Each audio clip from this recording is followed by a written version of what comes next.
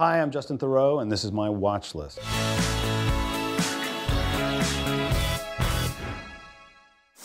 You know what I saw the other night? After Hours. I can watch that movie repeatedly. Really excellent filmmaking, really excellent cast, and also great satire. I loved that movie. Another one on my watch list, which I encourage everyone to rewatch, is Strangers with Candy.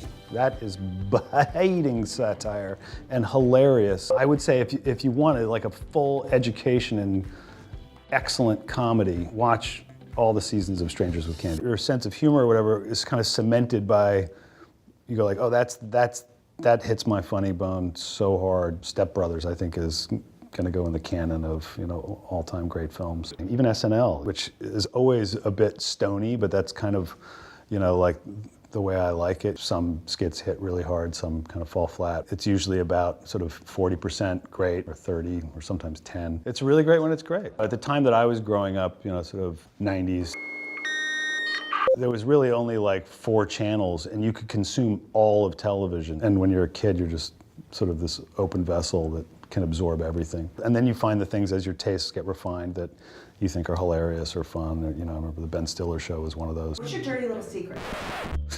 I gotta go. I mean, really horrible television. I mean, I've started streaming a little bit of that English show, what's it called, like Love Island, yeah. It's so horrible. When I'm deeply sick and want to be nostalgic for my childhood. The Simpsons is weirdly still like tomato soup and a grilled cheese sandwich for me. It was one of those shows that you just thought, oh my God, feels subversive and fantastic, and I'm so glad it's on television. What was the question again? What's your favorite biopic? Favorite biopic is clearly on the basis of sex about Ruth Bader Ginsburg.